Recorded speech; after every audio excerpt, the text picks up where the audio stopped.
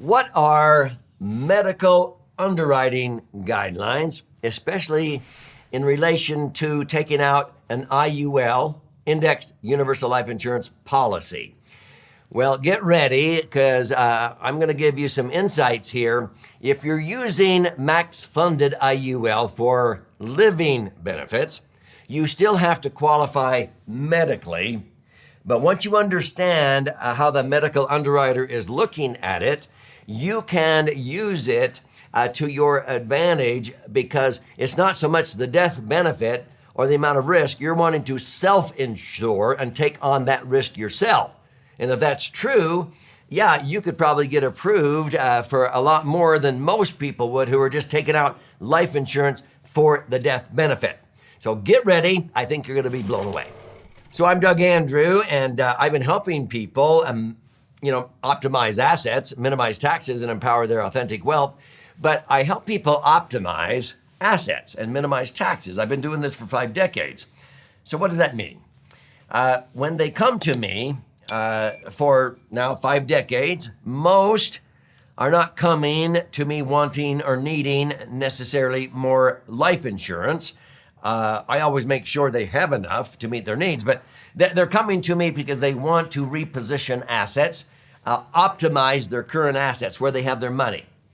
When I say optimize, what does that mean? Well, I want to increase the liquidity of those assets, the ability to access money when you need it without taxes or 10% penalties or having to wait and sell the real estate to get your money and things like that. Liquidity, number one. Number two is safety. They want to increase the safety, because as people begin to make money and also get close to retirement, they don't want to lose money. So they want to have safety of their principal, and frankly, any year they make money, they don't want to lose in the future money they made in previous years. That's accomplished by using indexing. These people also want to earn a predictable rate of return, but they're okay with a predictable rate of return if it outpaces inflation, and it sort of automatically does that, and it's tax-free. If it's tax-free and they're in a 33% tax bracket, they only need to earn 8 to net, if it's tax-free, what a 12% return in a mutual fund would net you after tax in a 33% bracket. To try to earn an average of 12%, you're taking probably unnecessary risk. You have to earn 12 to net 8, and then usually they're charging you 1% in asset management fees. You earn 12, you're netting 7. I only have to earn 8 to net 7. I only have to earn 9 to net 8. But truth be known, I usually average more like 10 or 11% in IUL by rebalancing and diversifying on an annual basis. So if you're an 11, you're netting 10.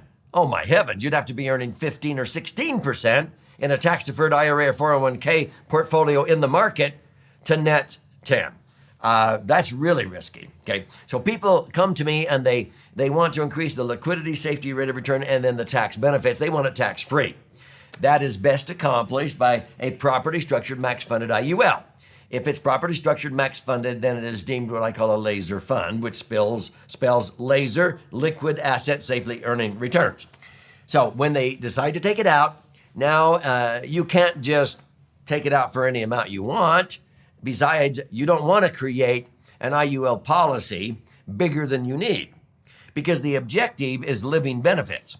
You're trying to take the least amount of insurance you can get away with under IRS rules, TEFRA and DEFRA, based upon your age, gender, and health, and then put in the most premium, the most money the IRS allows as fast as they allow, so that you can self-insure, that your money grows as quickly as possible to equal and then exceed the death benefit. There's a lot of agents that don't understand this. This is self-insurance, where you're owning the insurance.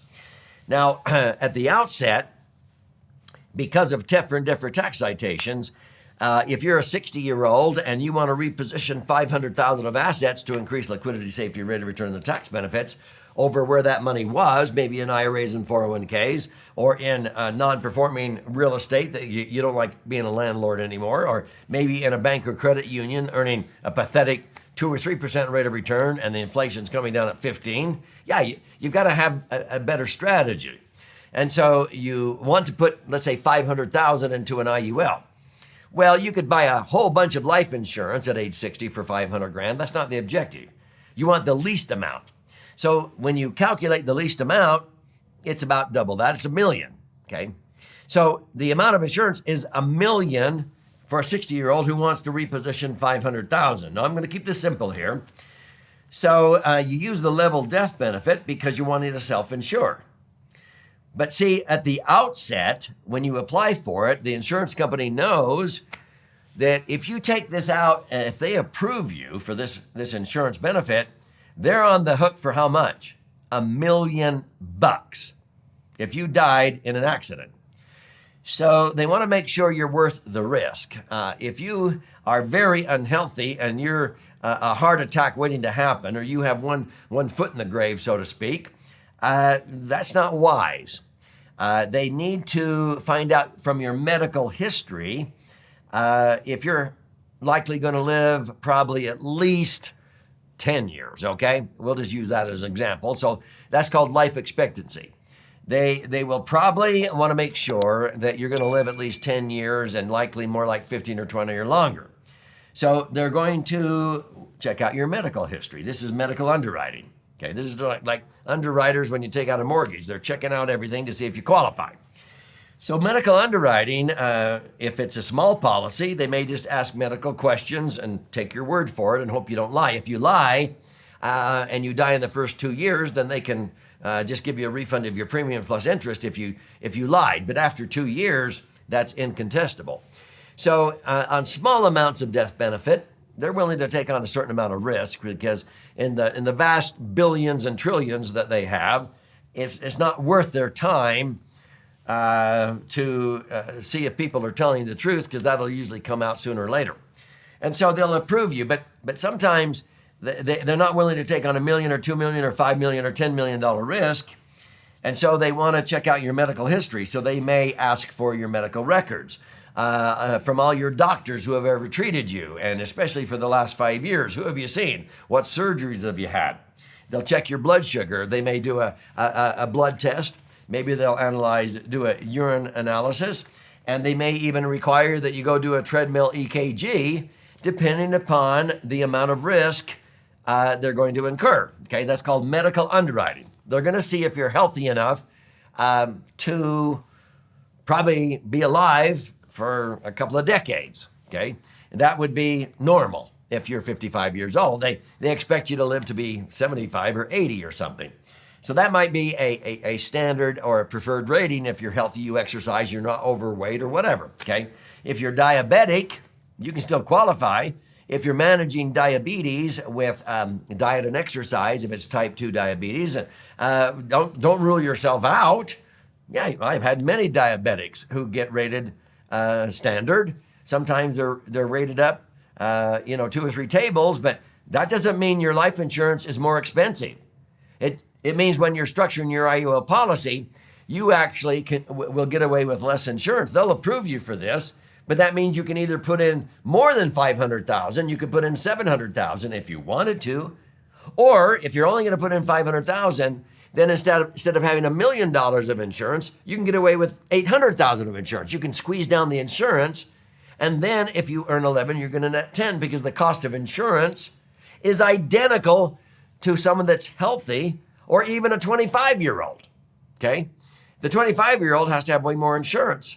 But if the objective is to earn, 8 and net 7, if you want to earn within 1% of the gross rate of return, it doesn't matter how old you are and how unhealthy you are. You got to do more than just fog a mirror. But if you're with medical underwriting guidelines, if you're approved, then you take whatever the medical underwriters said, and if they said, okay, you're rated table D. So I had a 78-year-old that had 3 blocked arteries, adult onset diabetes, prostate cancer episode, and 6 sisters predeceased him and 3 brothers. He was rated table D. Well, that means a 25% markup for each table. So table D is the 4th table. That means his cost of insurance is double that of a normal 78-year-old. Well, we were able to lower his death benefit from $1 million down to $750,000, and he got the same rate of return.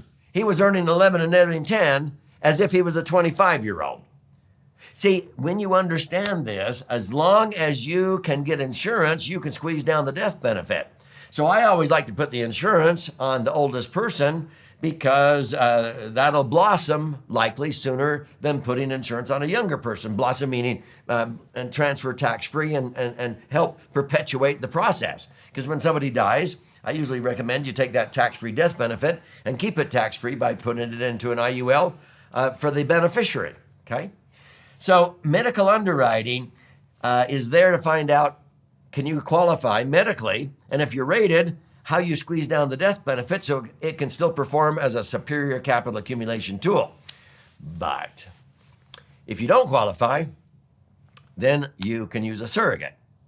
You could put the insurance on your spouse if they're healthier, or your adult children, which I've done many times, or your grandkids, or maybe even a business partner. Why? Because you're the owner. The owner of the insurance policy gets all the tax-free accumulation and tax-free income. If that's why you're doing it, you just borrow somebody else's life to insure. Now, when you use a surrogate, you do have to prove to the underwriters that you will suffer, or the beneficiary of the policy rather, will suffer an economic loss if the insured died. That's another part of the underwriting approval. But you can use a surrogate. But let's go back to one other point that I'm making here, and that's self-insurance. When you're structuring IUL, even though the insurance company's on the hook for $1 million, let's say the day they approve it, if you put the first maximum premium in there under TAMRA, okay, so the 60-year-old that wants to put in $500,000 can't put it in all at once if they want to use it for tax-free income. They can only put in, let's say, 20% a year, $100,000 the first year.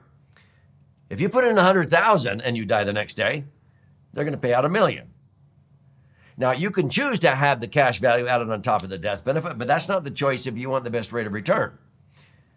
So the insurance company's only on the hook for the remaining $900,000 if $100,000 of that $1 million is now your money. See, that's called cash value, and it's growing with interest. You put in the second 100, and now you got $200,000. If you die, the insurance company is only at risk for $800,000. Now, they're only charging you for their net amount at risk. Let's fast forward to the fifth payment. You can actually make the fifth payment 4 years and 1 day after you took out the policy, okay? That's the beginning of the fifth year. You have $500,000 in there and you die. The insurance company is only on the hook for the other $500,000 because half of that $1 million was your own money. So they're only charging you for half of what they originally charged you 4 years down the road. In that example, the cost of insurance is getting cheaper. Well, that means if they know you're going to maximum fund that, they may be a little bit more lenient because they know they're not going to be on the hook for this death benefit for very long. Now, if you found out you had terminal cancer 1 year after taking it out, they know doggone well that you can stop funding it and you know, just put in the first $100,000 and you'd be insured probably for 10 years. They know that. So they still have to approve it based upon what if they find out they have a terminal illness, we're going to be on the hook for the whole $1 million or a good chunk of the $1 million. But normally, when you're max funding it, within 5 years, most of our clients, half of the death benefit is their own money. They're self-insured for that. And if that then doubles in another 7.5 years, based upon a 9.6% average rate of return, that $500,000 will double to $1 million within the 11th year. Now, there is no risk because all of the death benefit is your money. You've self-insured.